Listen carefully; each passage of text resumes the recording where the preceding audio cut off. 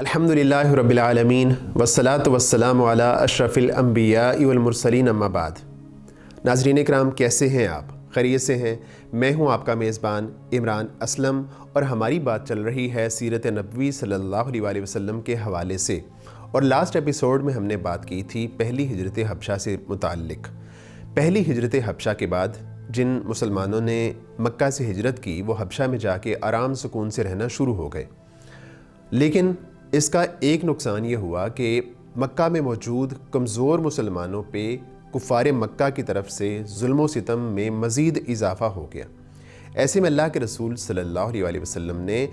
जो मक्का में मौजूद मुसलमान थे उनको मशवरा दिया कि तुम लोग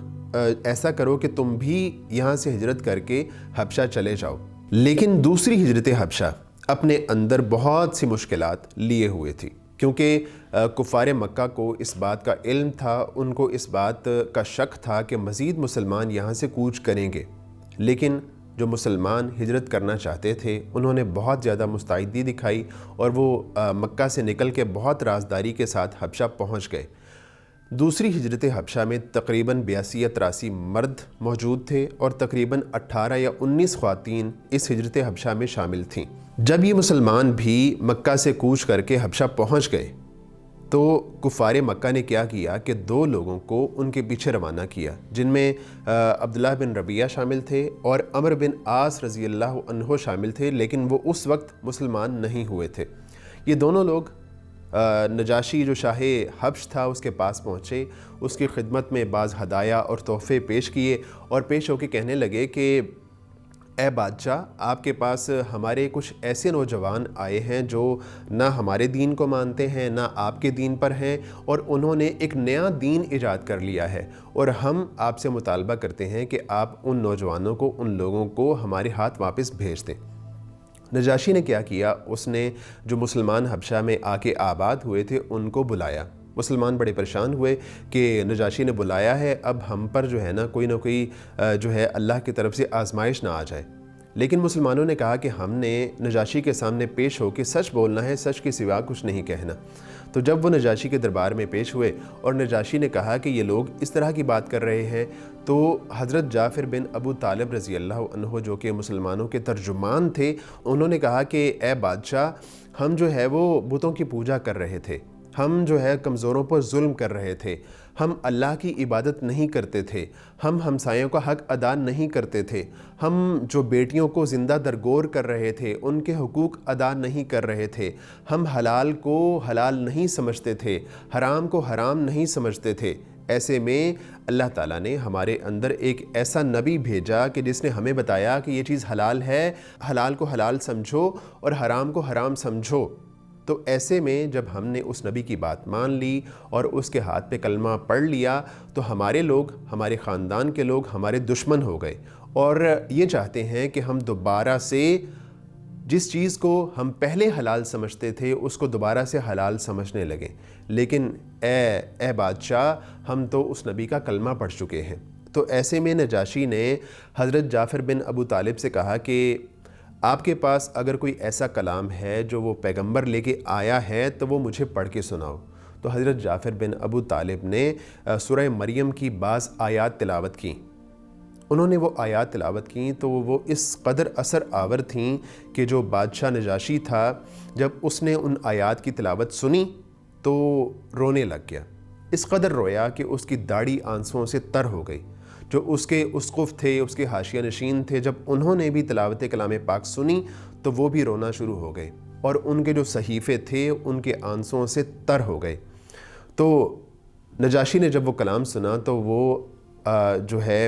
अमर बिन आस और अब्दुल्लाह बिन रबिया से कहने लगा कि तुम लोग यहाँ से चले जाओ, मैं इन नौजवानों को, इन लोगों को तुम्हारे हवाले नहीं कर सकता। तो वो दोनों लोग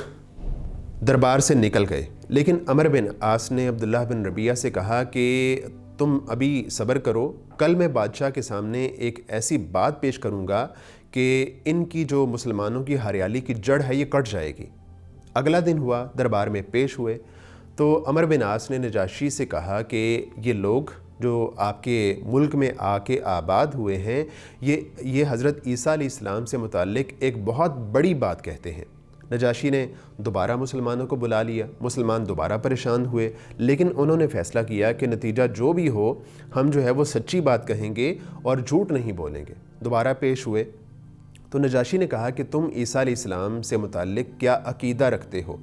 تو حضرت جعفر بن ابو طالب رضی اللہ عنہ نے کہا کہ ہم عیسیٰ علیہ السلام سے متعلق یہ سمجھتے ہیں کہ وہ اللہ کے بندے تھے، اللہ کے رسول تھے، اس کی روح تھے، اور وہ کلمہ تھے جو اللہ تعالیٰ نے کنواری مریم علیہ السلام کی طرف القاء کیا تھا۔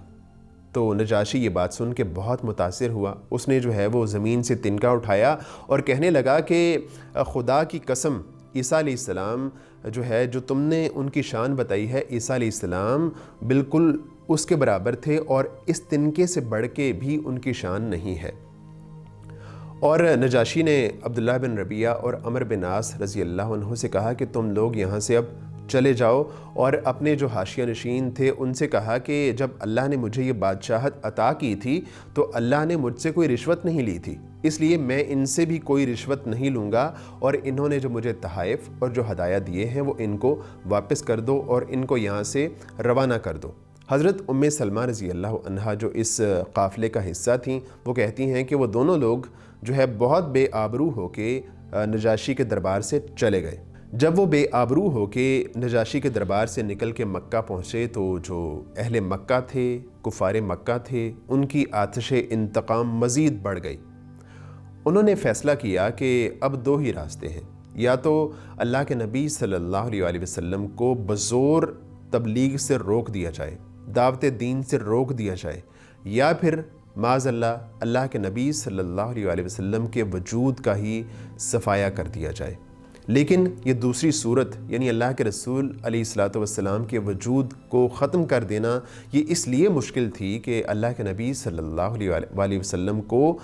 جناب ابو طالب کا ساتھ حاصل تھا، ان کی حمایت حاصل تھی، ان کی مدد حاصل تھی۔ تو اس لیے کفار مکہ نے فیصلہ کیا کہ ہم جو ہے وہ ایک دفعہ یہ کوشش کر کے دیکھتے ہیں کہ ابو طالب سے جو ہے وہ سیدھی طرح بات کر کے دیکھتے ہیں۔ تو اس لیے وہ جناب ابو طالب کی خدمت میں حاضر ہوئے۔ انہوں نے جناب ابو طالب کی خدمت میں حاضر ہو کے کیا بات کی، اس پہ ہم بات کریں گے انشاءاللہ آئندہ ایپیسوڈ میں۔ اب مجھے اجازت دیجیے، اللہ حافظ۔